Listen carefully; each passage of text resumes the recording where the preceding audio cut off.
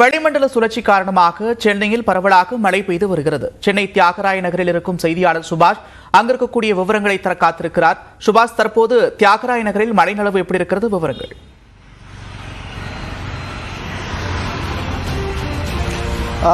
மேலடுக்கு கீழடுக்கு சுழற்சி காரணமாக தமிழகத்தில் அடுத்த 5 நாட்களுக்கு மழை பெய்யும் என வானிலை ஆய்வு மையம் தெரிவித்திருக்கிறது.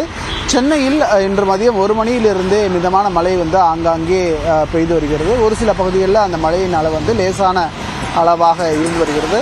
சென்னை வாசிகள் கடந்த வாரம் கனமழையின் காரணமாக மிக மோசமான ஒரு வெள்ள பாதிப்பை சந்தித்தார்கள்.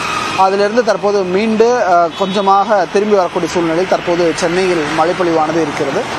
வானிலை ஆய்வு மையம் தெரிவிக்கும் பொழுது அடுத்த 24 மணி நேரத்தில் தமிழகத்தின் வடகடலோர மாவட்டங்களில் லேசான மழையும், தென் கடலோர மாவட்டங்களில் மற்றும் தென் மாவட்டங்களில் மிதமான மழையும், ஒரு சில இடங்களில் கனமழை பெய்வதற்கான வாய்ப்பு இருப்பதாக சொல்லியிருக்காங்க.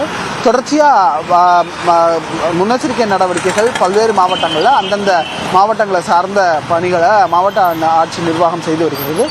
சென்னையை பொறுத்தவரை பல்வேறு பகுதிகள், அதாவது பரவலாக வடசென்னை, தென்சென்னை, மத்திய சென்னை ஆகிய இந்த முழுவதுமாக சென்னையின் அனைத்து பகுதிகளிலையும் மழையின் அளவு மிதமாக இருக்கிறது. வானம் மேகமூட்டத்துடன் காணப்படுவதாக தெரிகிறது.